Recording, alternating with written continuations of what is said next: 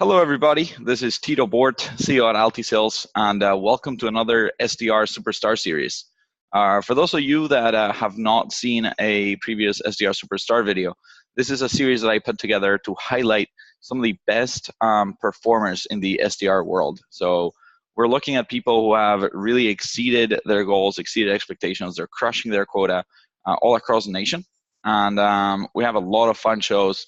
All of these SDRs are highlighting some things that are making them successful, be it video or direct mail or the way they approach research or phone calls or how they organize their prospects, how they find their target markets. It's really remarkable. So hopefully you have a lot to learn from this. And we're also going to talk about like what tools they use, how does their company like provide accounts, and a lot of other things. So should be a lot of fun.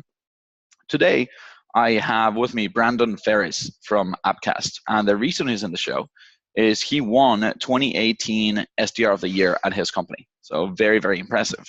Some months he even hit 140% of quota, crushing his numbers. And today he's going to share with us a lot of really cool things he's done and that you might be able to replicate as well. So Brandon, welcome to the show. Thanks so much, Tito. Pleasure being here. Yeah, man, it's great to have you. We had a quick chat before this video, and we have a lot of really cool things to share. So before we get started, we do want to hear what is Appcast? What do you guys do? Yeah, so we are a technology company in the SaaS industry, and we help organizations connect with top talent to get the more qualified candidates across their jobs using technology. So we look at the data and analytics of job postings and figure out where the ideal candidates are, and basically help organizations make successful hires. Okay, yeah. That's great. Let's dive a little bit deeper. So you must be reaching out to like talent acquisition, maybe some other titles there in HR. Yeah, we do have a few ICPs in talent acquisition. HR, recruiting, some folks in marketing too, depending on the vertical that we're reaching out to. Okay. Yeah, so it does vary. Okay, that's great. Let's talk about your day-to-day work. Are you guys organized inbound, outbound? Are you doing both? So each rep is focused on both outbound and inbound as well. So we do have marketing influence leads that come in, people that come in on our chat, on our forum, those folks as well. So we do a very targeted approach to kind of each sector in that. Okay. Yeah. And then when it comes to like your KPIs and what you get measured on, is it like just how many meetings you book or how many show up or revenue? What are they looking at for the SDR team? Yeah, so we are comped on meetings that actually take place. And that's on a monthly basis. So we have a quota of 9 SQLs, which is included with both outbound and inbound right now. So that's our target right now. Cool. And that mix of 9, what do you feel is a ratio? Is it like 8 inbound, 1 outbound, or is it like skewed towards one side or the other, pretty even? Yeah, it's about a 50-50 split, I'd say right now. Our marketing does a really good job at getting leads coming in, and we have constant webinars that are providing our customers with a lot of content. So we typically get quite a bit of inbound, but then we're also responsible for outbound as well. Typically on enterprise sized accounts where they might have over 250 open jobs, that's typically what we consider to be an enterprise opportunity. Okay, that's really cool. So you're the best performer. Like, what are your numbers there? And how are you achieving those? Yeah, so last year I had a few months where I hit 140, 130, and 120% of quota respectively. So, with that comes quite a bit of structure. So I tend to, when what works for me might not work for others, but I really emphasize kind of having a structured day. So I have, time allocated to making dials. So I'll, kind of limit all distractions. Phone can certainly be a huge distraction, getting notifications, getting those dopamine hits, if you want to call them that. So I tend to keep my phone aside. And if I'm coming in and let's say making 30 dials in an hour, I'll kind of just focus on that and make sure I hit that without any distractions whatsoever. Tend to leave research aside. I'll typically do research beforehand, make some notes, and then just focus on, hitting the phones within the hour to make it, the most useful of my time. Okay, sounds great. So day structure, and do you have like a typical like day structure where you always come in and make phones from like 9 to 10, and then you do this from this and this? Uh, Yeah. Yeah, okay, exactly. So usually I'll try and hit, so I'm in Atlantic time zone, so I'll try and hit Eastern. And then as I progress throughout the day, I'll move on to Mountain and then get into Pacific as well as the day moves on. So that's sort of how I structure my calls. Typically, I'll structure them around engagement. So if there's people, opening my emails quite often, let's say that it gets shared internally in the organization, I'll sort of prioritize my calls based on those folks, and then sort of trickle down into the, less engaged prospects. okay, that's really awesome, man. And if you have actually a written down schedule, it would be fun to like share that with the audience. I might put a picture in there. Yeah, I'd be happy to do that for sure. And Cool. it's pretty consistent throughout the day. So, typically an hour and a half in the morning, I'll bust out some dials, an hour to an hour and a half, and then I'll do follow-ups and emails that need attention right away. I'll kind of spend about an hour on that, hour and a half. Take a bit of a lunch break, and then kind of do the same thing in the afternoon. I'm starting to incorporate a bit of video as well. So I'm, blocking out some time in my calendar in the afternoon to make videos to, the most engaged prospects as well. Cool. So tell us about like number of like activities you are putting in per day. Like how many calls, how many emails? It really depends. Usually we try and get about 50 dials a day, depending on the day again. We have a couple reps on the team who are upwards of about 100 dials right now. And then emails, I try and send out about 20 personalized, like really personalized emails a day if I can. Again, depending on, what's going on and other meetings and stuff. But if I can make, 40 to $50 in a day and get 15 to 20, really heavily personalized emails, and then, maybe some more generic kind of emails throughout the day, then that's a pretty good day in my opinion. Cool. So this seems like actually pretty strategic, right? Like you have reps on your team making 100 dials a day.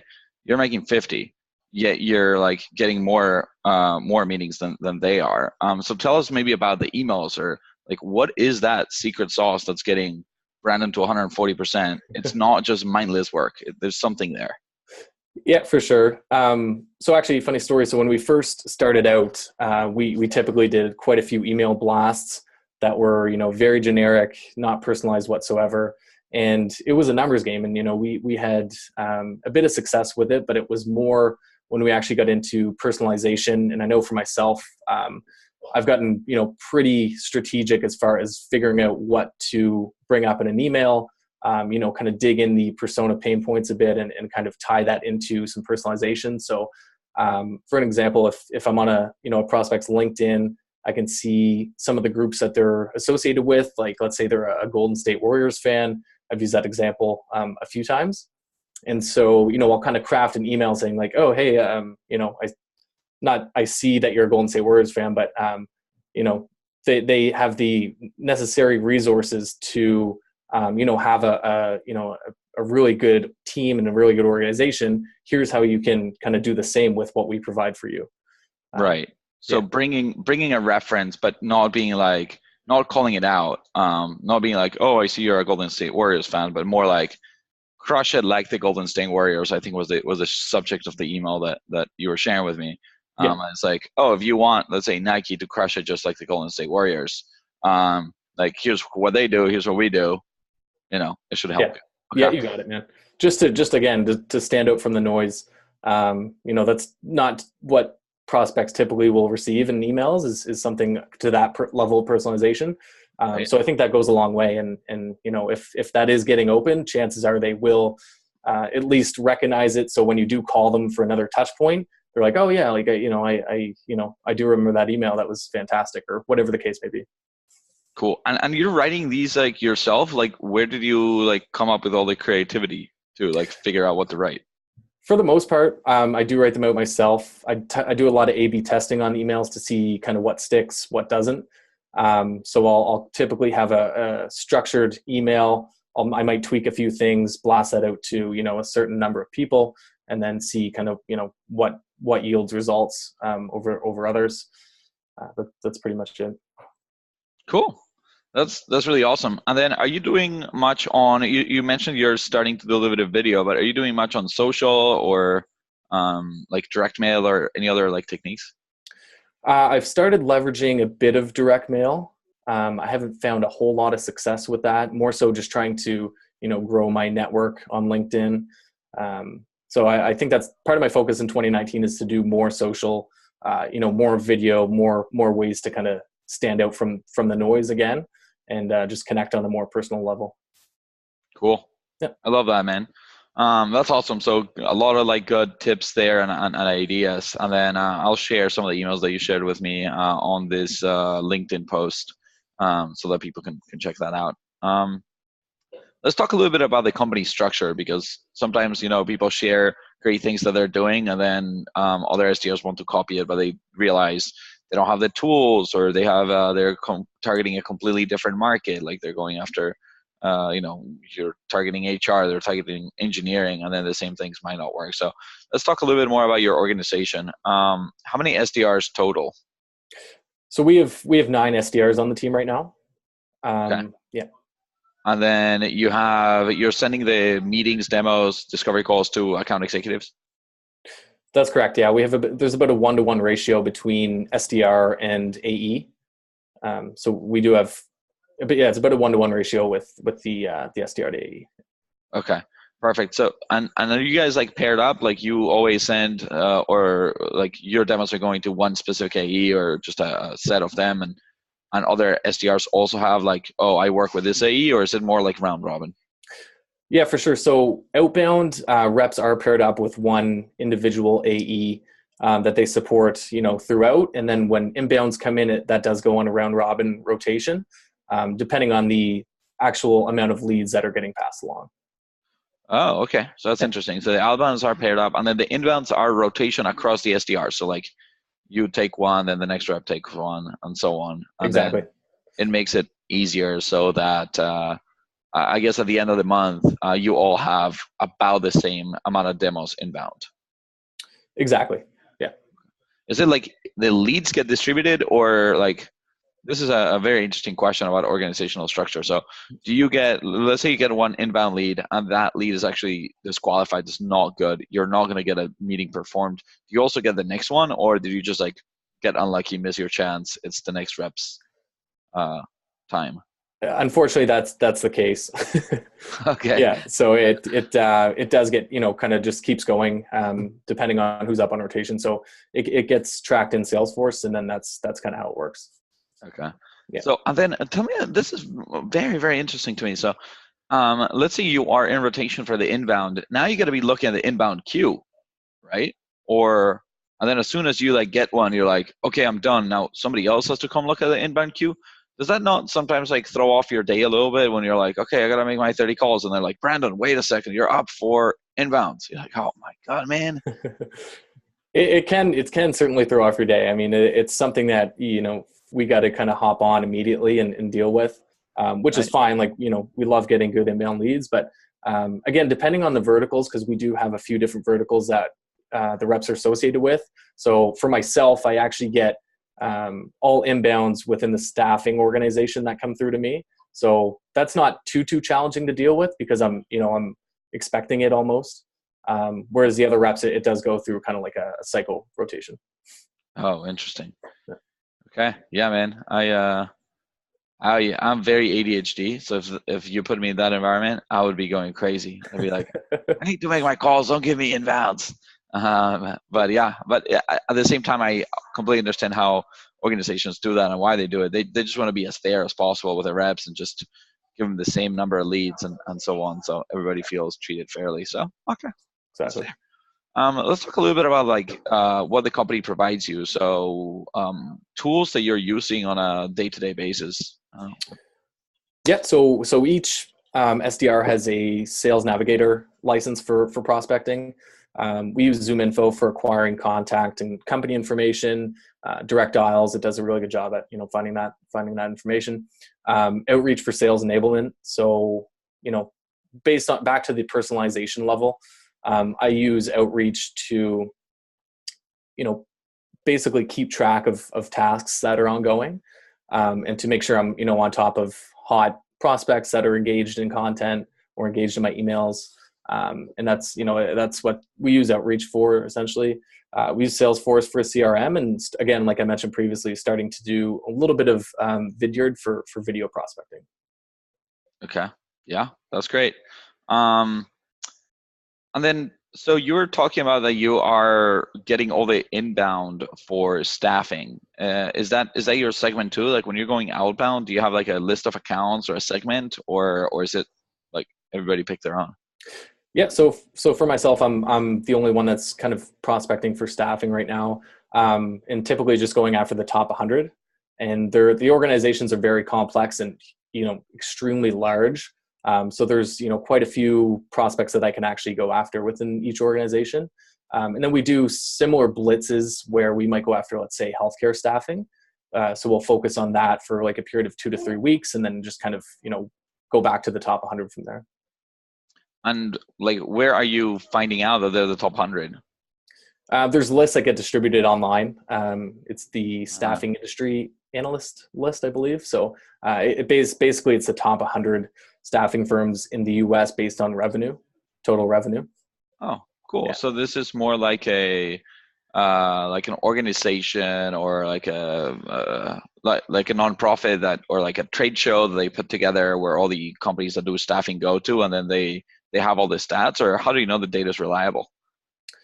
Yeah, so it's basically an organization that does data and analytics for these staffing firms.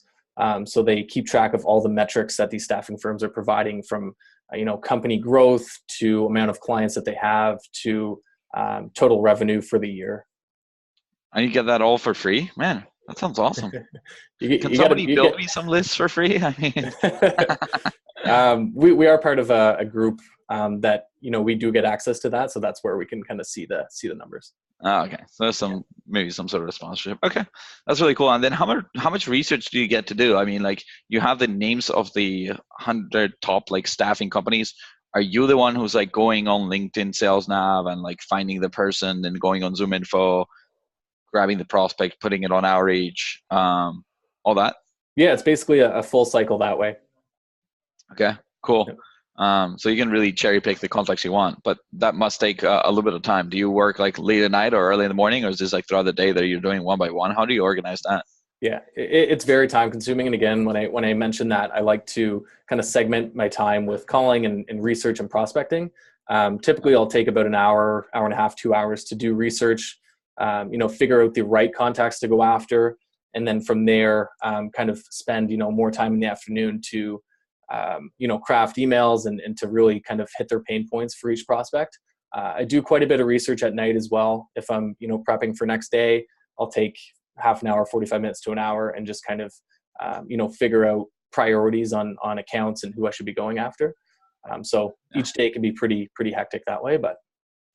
That's awesome. So not only are you strategic, but you work harder than anybody else. So that's the way to win. Absolutely. That's awesome, man. Congrats. Good stuff.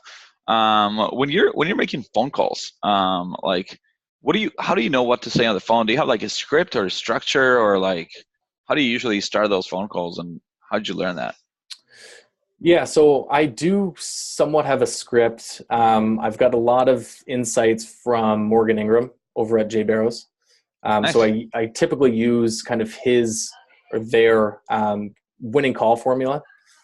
So I've been, having quite a bit of success with that, and really trying to narrow down on the prospect's pain points based on each persona. So again, I'm reaching out to people in marketing. I'm reaching out to people in, the digital marketing space, talent acquisition space.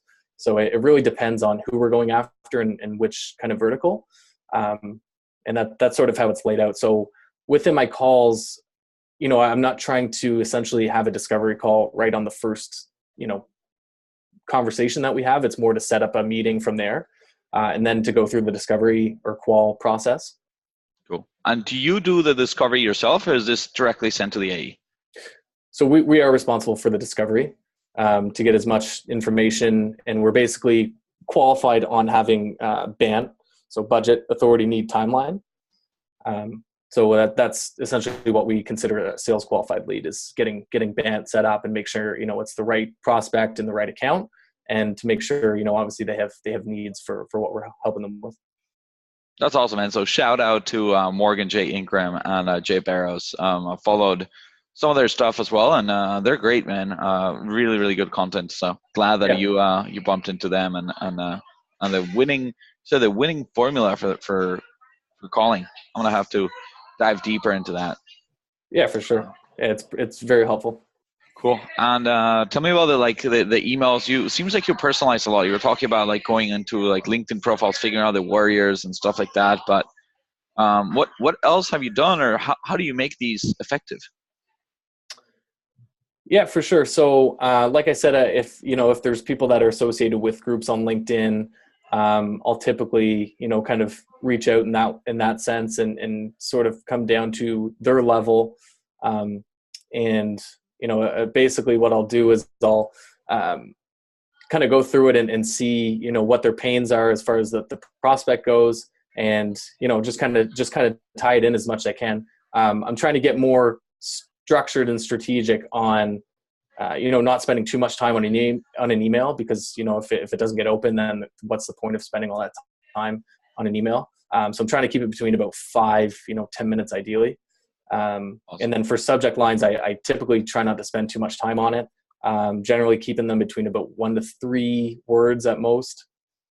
Okay, so very short subject lines, and you've mentioned also like sometimes you go look at universities. You're talking a little bit about like Clemson and how when they won the national title, you personalize to that. So you're keeping up with, I guess, somewhat like what's happening in the world and what could be relevant to certain prospects. And then you were telling me you go on LinkedIn Sales Nav and you can go figure out, okay, who are all the people that went to Clemson that are in my industry, in my target accounts.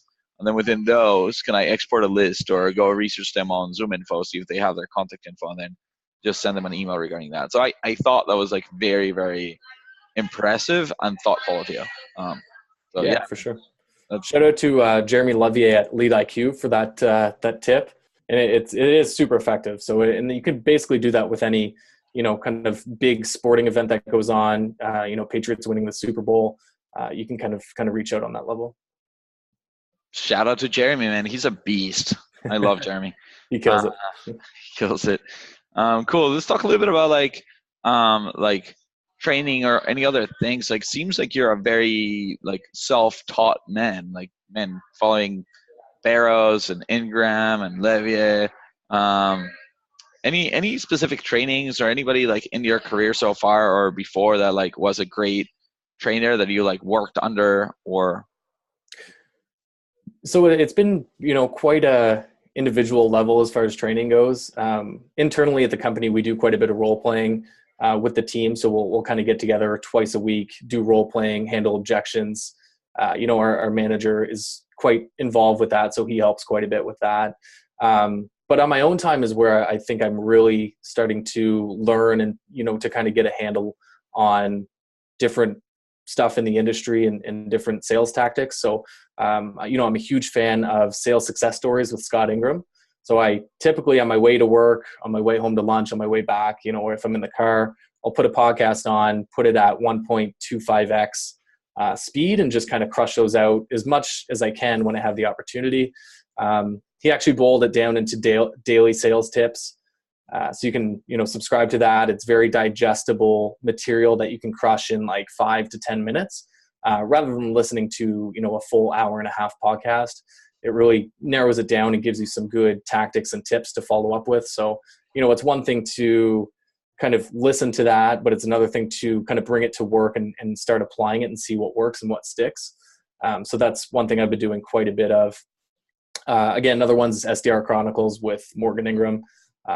Always learning from him. He's, he obviously knows his stuff. So, and then books, I do quite a bit of reading right now as well.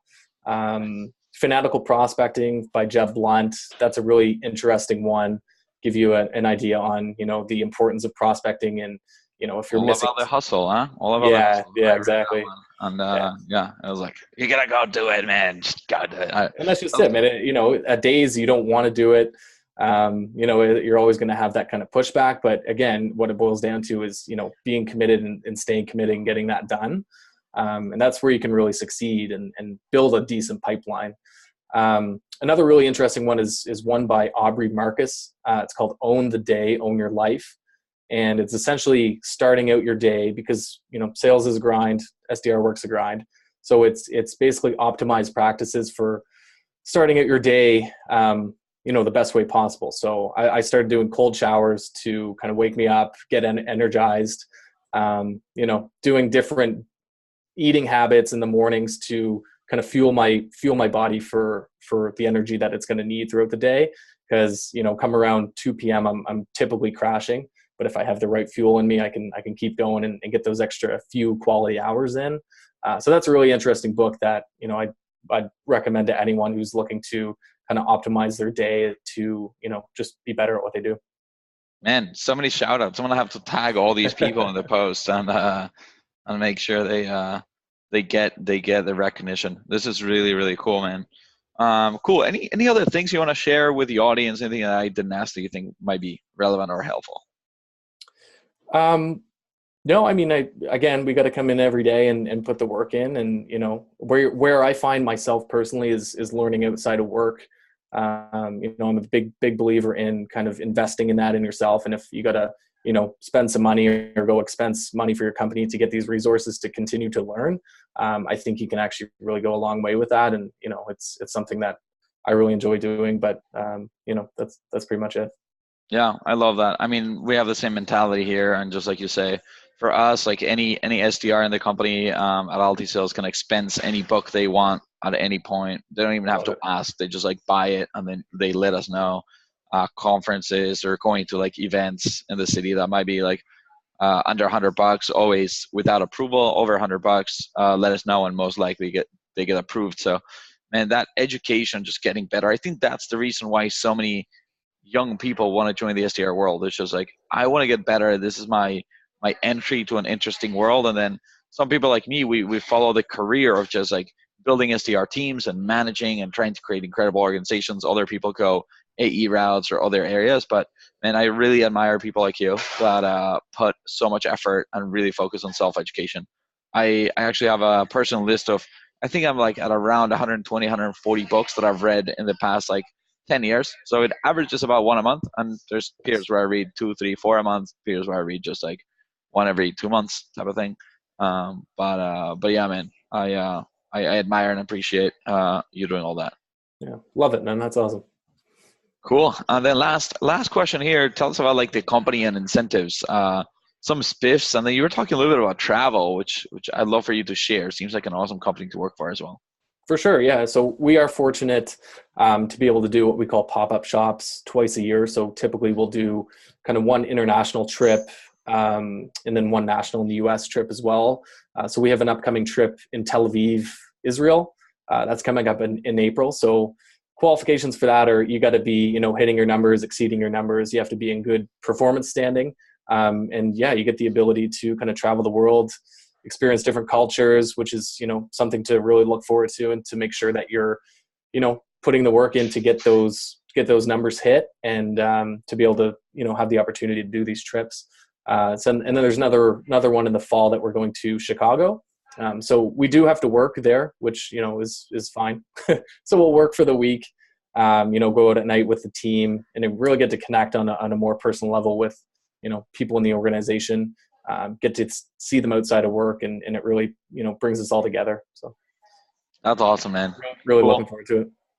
Yeah, it sounds great. Great. I love that.